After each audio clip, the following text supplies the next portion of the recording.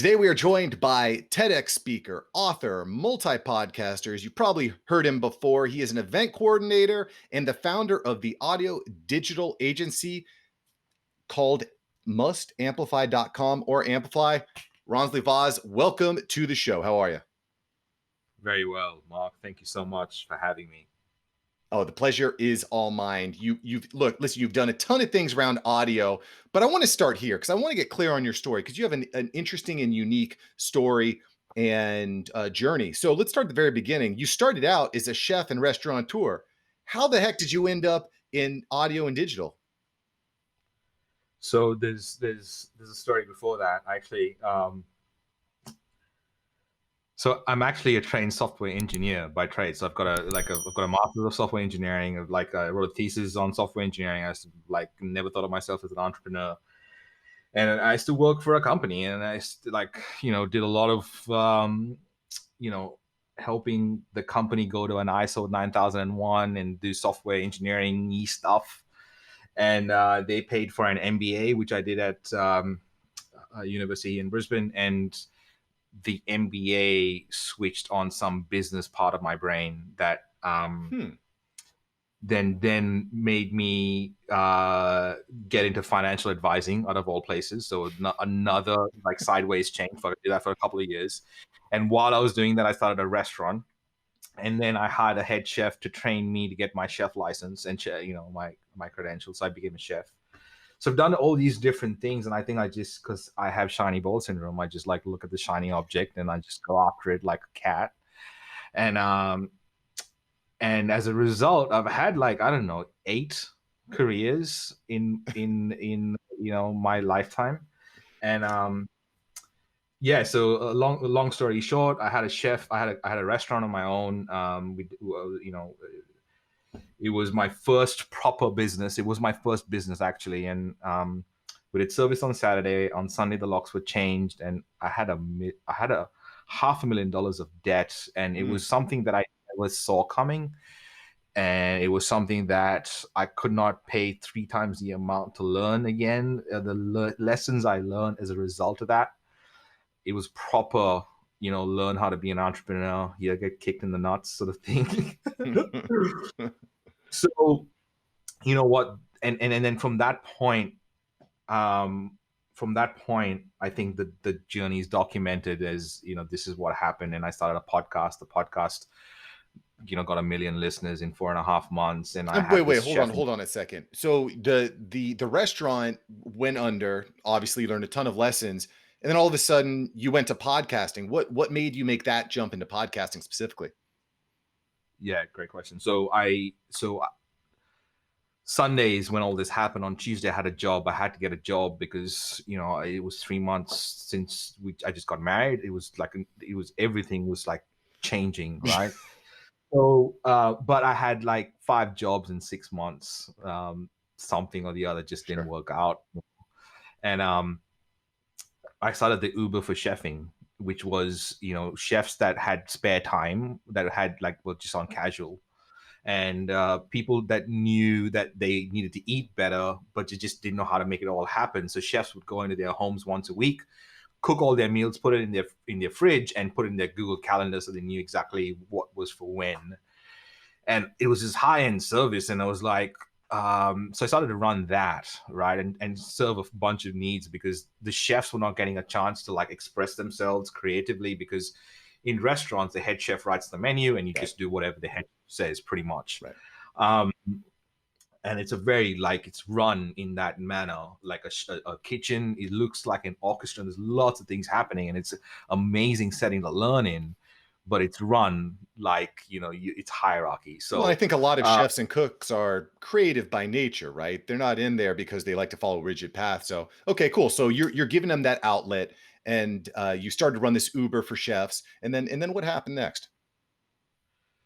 So I started a podcast because I was seeing these parents that was feeding their kids fish fingers and Happy Meals, and we were cooking all these great stuff, and these kids were coming, they were having these episodes where they were feeling low, and parents would reward them with a Happy Meal. And I was like, I kind of want to have conversations with these performance people that already knew that food was good for the fuel, like, and all the stuff that they achieved. So I started Bon Appetit to do just that. Tell parents, well, there's this emotional connection to food.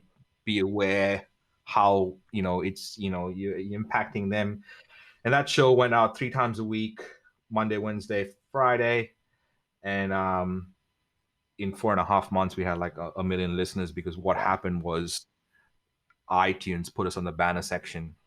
And it Wow. was one of the ones that went around. And it was there for like months. And I didn't know how that happened. I didn't give them the artwork. It just happened to happen, right? So And you're a new that, podcaster too at that point, right? This is your first podcast. So let's be honest. How was the show? Was it any good or was it crap? What would you say it was? you know what, Mark? Every 10 episodes, I'm getting better. Every 10 Oh, I episodes, I love it. look back and I go, that those last 10 episodes were really shit, really rubbish, And I've done over 1,200 interviews maybe now in that time.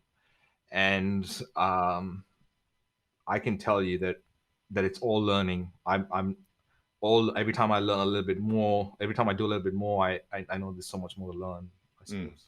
I love that mentality. And it's an incredible story to me because I think most people are just terrified to take that first step, that first leap, because, oh, what are people going to think? What do my friends and my family think? You took the leap, and iTunes says people need to hear this. You have a voice that people actually need to hear, and then they shot it out to millions of people. That is really, really remarkable. Hey, Mark here. Thank you so much for watching. Make sure to smash that like button for the YouTube algorithm. Let YouTube know you're enjoying this video. Let me know you're enjoying this video. All right, let's get back into this episode. So your show is starting to blow up. What are you thinking at this point? I need to start doing more shows, or I need to double down. What were your thoughts at that point, Ronsley? Well, I thought that I wanted to bring together all these amazing people. I wanted to create the awards for like healthy food in Australia, or like health in general. And I remember talking to a mentor of mine, about the idea, because I thought it was a great idea, which I still think it was. And he said to me, he's like, "Why don't you create like a conference for podcasters?" Yeah. And I said, Andrew, there is no podcast conference for podcasters. And I think he waited for me to like hear myself. And it took me a while. And even then I said, but I'm not a podcaster, is what I replied back. I'm like, I'm a chef, like. And he's like, are you really? And I was like, oh God. And I couldn't let it go. So I just couldn't let it go. So in 2015, we started We Are Podcast, the first podcasting conference here. And I think the only reason it is because the podcast movement was like a few months before that. Mm. So I think everyone was sort of thinking about it at the same time, probably. And so that started, and that was the next step. And you pulled in some Which was, huge guests too. I mean, you featured John Lee Dumas, Pat Flynn, Jordan Harbinger, some like the names in podcasting. How did you get these people to agree to go in on this crazy idea that hadn't been done before? well, the first year in 2015, I just got all Australian speakers, because I Okay. was like, let's just show that the Australian speakers are, this is podcast, like it was an Australian thing. I kind of made that. In the second year, you know, Jordan became a friend. Omar and Nicole became a friend. Sean D'Souza, still friends. Like Jordan Harbinger has been here ever since 2016, every Wow. year with Jen. We like so close. So, and it's another thing. Like I created We Are Podcast, and I realized that I never really made money out of it, because I just made it a thing to bring my friends to Australia, and would run a speaker retreat. So I ran a speaker retreat every year for only the speakers for 4 days, and we would all hang out in these couple of houses, and no agenda, just hang out as people. And that would give me immense pleasure and a return on investment that I could not even like begin to quantify. Yeah. Yeah. Well, I mean, and you've kind of alluded to it with your relationship with Jordan that's been facilitated through this, but I think that people get so caught up in money and ROI and debits and credits that they don't really understand that at the end of the day, it's relationships that not only build your business, but build your life and can give you pleasure. Like money can only take you to a certain point, right? At least that's the way that I feel.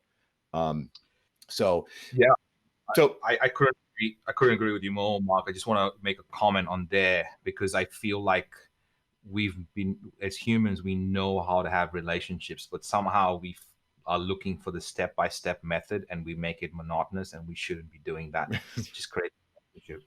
Something as simple as drinking a beer and eating a pizza can get there, you know, or bringing an awesome Australian onto your podcast too. By the way, all you people out there considering that. So cool. So you've launched this event. You've got a podcast. It's reaching millions of people. You're just really doing your thing. When did you decide to make the leap and actually create a digital media agency, which you can find out everything that Ronsley's doing at mustamplify.com? But when did you take the leap into digital marketing? Immediately after We Are podcast, actually, the first one. And, all these people were like, how did you pull that off? And I said, I don't know what I did. Like, I really don't know how this all happened. And let me just say to you, like, I think part of me being in awe of everything is just like, there are parts of me that you can connect the dots and you can kind of go, well, that was a great idea. But I promise you at the time, it was just happened to happen that we went down that path, right? I didn't know any better.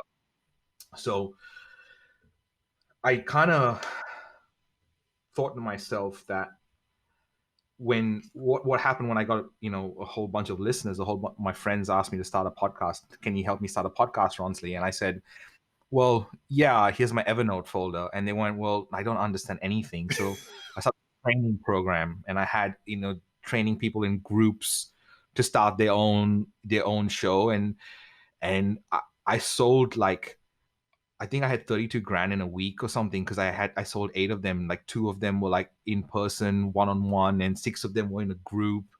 And I was like, okay, I got to create this thing. And I did a lot of that training for a little while through We Are podcast in that time that I was making that. And then I got to a point where I was like, wait, if I created a service where all they could do is just have the conversation, just have the fun part, and everything else would be taken care of, what would that look like?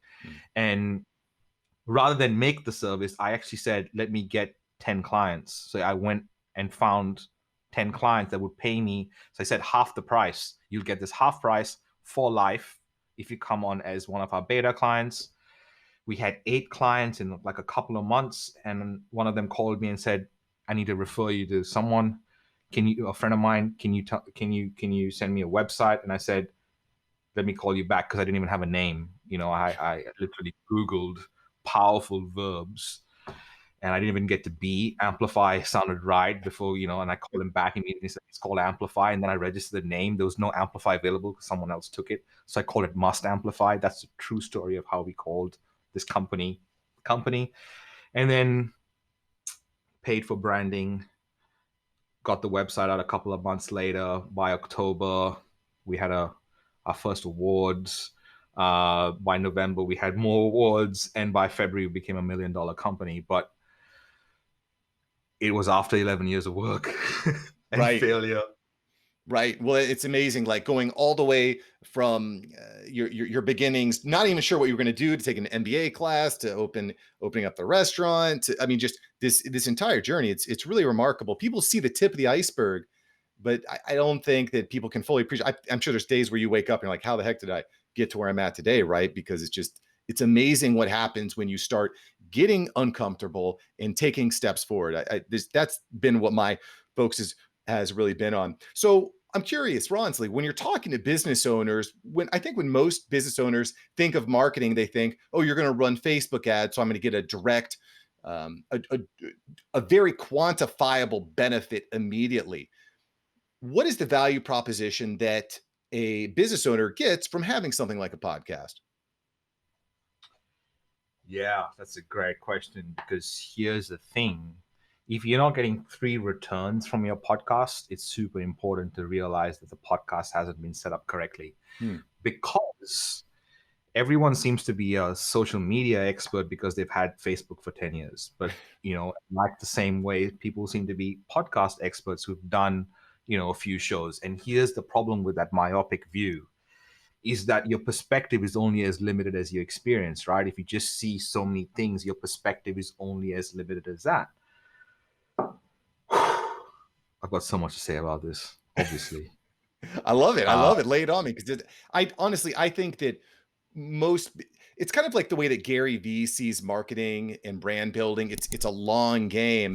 Um, but I think that most people, when they hire an advertising agency or marketing agency, they say, "Hey, I'm putting in this much a month. I want this much back." So go on, continue. Let keep yeah. going down this line. So the three returns: there's return on investment, there's return on time, and there's return on scalability. I'm going to explain each of them, right? If your podcast is not returning on investment, then something's wrong with the concept, right? If your podcast is not returning on time, there's something wrong with the concept as well as scalability. Now, I guarantee you that most people are not thinking about time and scalability, right? They're not thinking about the time that they invest into something that will return in time as well. And they're not thinking about the fact that once they create this piece of work, it will return on scalability because you can repurpose the living crap out of it. Mm, mm. We're only looking and focusing on return on investment, which is also a myopic view of the world, right? Because if if I asked you to think about someone like, I'm thinking on the fly here, someone like Ellen DeGeneres, right? Like she's had her show, the Ellen DeGeneres show, for like maybe 19, 20 years or something like that. If tomorrow on one of her episodes, she decides to wear a Must Amplify hat, okay, we would have to stop being an audio marketing agency and become a hat company. Hmm. That is a return of branding. Interesting. So just it's knowing kind of when to shift your value proposition when something magical happens, and obviously something that you've done. Expand on that a little bit there, right? She wears a Must Amplify hat, so now all of a sudden you're a hat company. Expand on that for me. Yeah. So you see, like, big brands, when people, one of the hardest things for us is to be ourselves, Mm. right? One of the hardest things. And one of the hardest things we've been told is not to stand out as being ourselves, right? So when you put that all together, it's hard for us to decide what to say. And we have to edit what we say to the world because we don't know what to say, because we're looking for something. We're looking for some reaction because we're not comfortable in our own skin. And here's the thing: we're all trying to be experts when we're not, right? And I'm not saying that people are not experts. I'm just saying that everything original is come from somewhere. It's all these platforms, and when we're being entitled, we're being like little entitled brats and not realizing the platforms that have been built before us by people who have given so much that we can just say these things and not even realize the impact we're having, or the kind of work that we've had. Like, can you imagine saying what you feel like 100 years ago? Well, there's only probably about two or three people that actually would hear you say it, which is different. Right now, if you only get 100 likes on your Instagram post, you're like, ugh, what a drag, right? Right, It's kind of crazy. right, right. And here's the thing: we all get caught up in this, and I want to make this clear to everyone listening. When we did We Are Podcast House Sessions, which was the first virtual live podcasting conference ever, and this happened in May because COVID happened. We had 10 registrations. Sorry, we had 24 registrations 10 days out, and I was going to cancel it because I got into that mindset. I was like, well, all my friends who I've got all these famous friends and I've got all this massive agency will see that I can't even market my own conference. Oh, wow. And Sure. that was my pain. That was my wound that I had to heal, that I had to get over my own ego and I had to deal with, and I had to like realize. And here's what happened. A friend of mine said to me, who was also a speaker, he's like, do you think none of us have given a presentation to a room of 2 people before? Hmm. And I thought, wow, this was all my rubbish. And I had to go, okay, we're going to deliver to 24 people. And here's the miracle. right?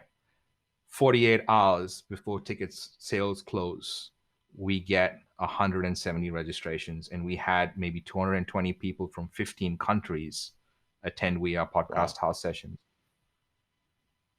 Wow. That's amazing. What happened? How did you go from 24 to a number like that? What happened? Was it just that dumb luck? Was it proper positioning, messaging? What do you attribute that to? A bunch of different things. When the landing page was created and I sent an email to my database, no one bought for 48 hours. And I was like, I have missed something here. And then Mm. I that's the time I called on some of my friends, and some, interestingly enough, some people that I helped mentor, like some of my students. And I said, can you give me some feedback on this page? And actually, someone who started a podcast that never thought she would start a podcast gave me some really brutal feedback, which was, it hurt. But we made the changes to that page. Mm. And then there was little things that happened, and then we partnered with Libsyn, Ah, among other things. So um, we had a bunch of sponsors that paid us money to be part of We Are Podcast, and a whole bunch of things came together at the very last moment that I couldn't have planned for. Um, but 7 years ago, when I had $200 in my account and I started a podcast, used a John Lee Dumas code and got Libsyn for 2 months free. And I have been using Libsyn ever since. And all my clients on Libsyn, and they wanted that to be the story. I couldn't have planned that. love it. Love it, love it, and that kind of goes back to the central focus of this whole thing. It's the relationships that you build, the problems you solve, being able to pivot, being hungry. I mean, it's just a really, really incredible story, Ronsley. And guys, you got to check everything out at mustamplify.com. I'm going to have some links below for you here. I want to shift a little bit here, Ronsley, because you're doing all these different things. We've covered decades worth of information. But I want to talk about your new podcast, The Psychology of Entrepreneurship. We were kind of talking about this a little bit beforehand. You mentioned the amount of work and effort that is going into each episode. Just talk to me a little bit about the psychology of entrepreneurship and the motivation behind it. Yeah. I feel psychology of entrepreneurship is like one of those things that, has taken so many years to build, because what we created these beautiful pieces of work, but we didn't own any of that, so we didn't have a catalog, because it was high ticket, it was built for the client, we didn't own the content, so we didn't have a catalog of what we could create. So psychology of entrepreneurship was primarily that: how could we bring a team together around something that was amazing? How could we improve every week? And how could we do it while I had the most amount of fun? So put that together.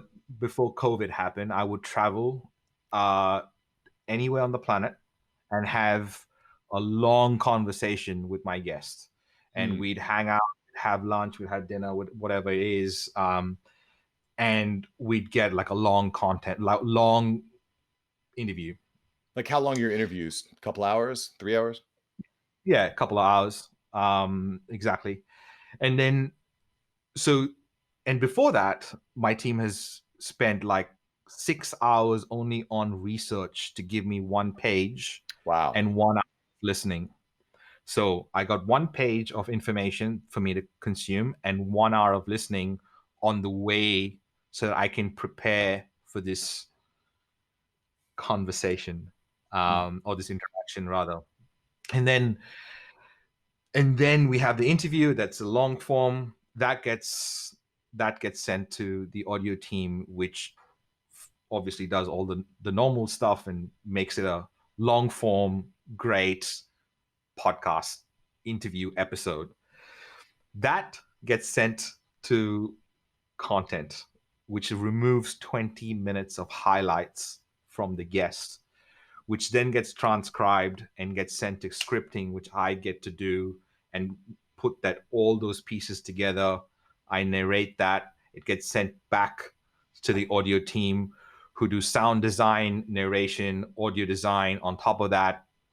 And all that is just boils down to like 30 minutes or 35 minutes. Wow. So Um, you're taking a two hour long form interview and then breaking that down into a 30-minute audio experience. Is that what I'm hearing you say? Plus you're I'm narrating plus you're narrating over it, kind of like what Freakonomics does, kind of where kind of walks you through what's happening in the conversation. It's an audio documentary. It's not. What I'm saying is, you're gonna have an experience that you've never had before, because we are experimenting on things like frequency and sound in the background. We're doing things that people don't even know even exist yet, and it's just part of the experience. And it's just art. I get nothing from it other than the fact that I get a chance to have these conversations with people, and my team do an amazing job of putting it together. So Love that. Love yeah. that. So that's the psychology of entrepreneurship. Just give me one hot take. What's one moment you had with a guest that just really expanded and blew your mind? Give me one moment. This happened 3 days ago. I got a text message from CEO of like a global company, like global. When I say global, like global everywhere, the common name. And the message read, Ronsley, I cried 3 times. I was driving. I had to stop the car and give my partner to drive because you took my life's work and put it together in 30 minutes. Wow.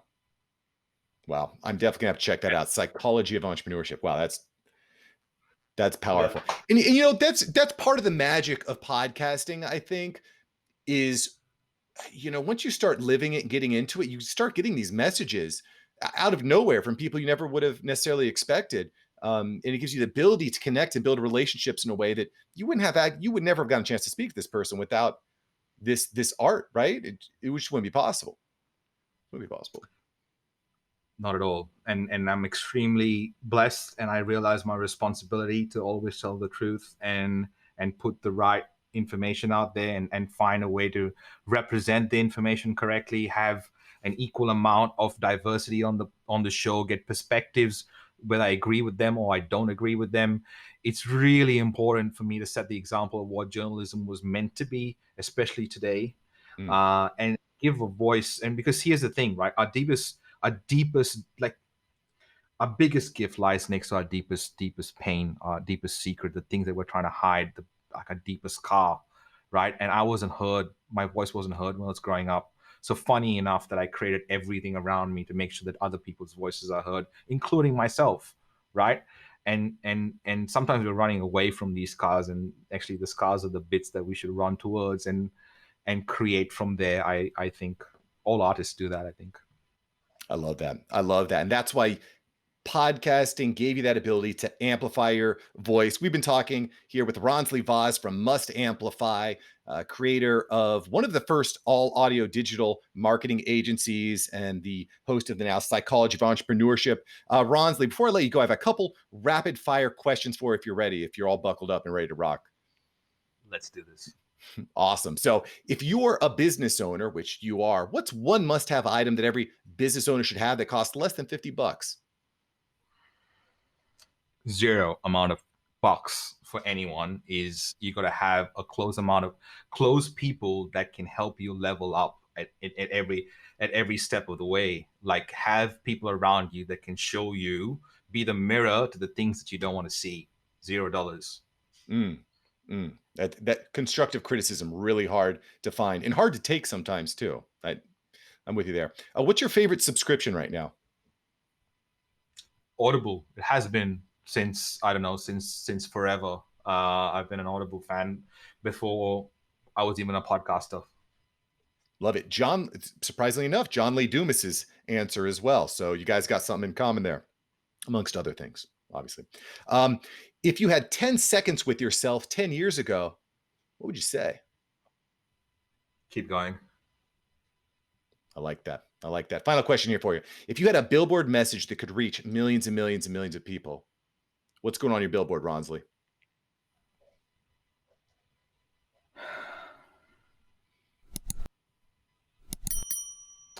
Your voice matters. People need to hear it. I love that. Ronsley said it. I agree with it. Ronsley, thank you so much, brother. Thank you. Thank you for doing this. I love what you've done with the show. Mark, it's a pleasure to be on. Thank you so much.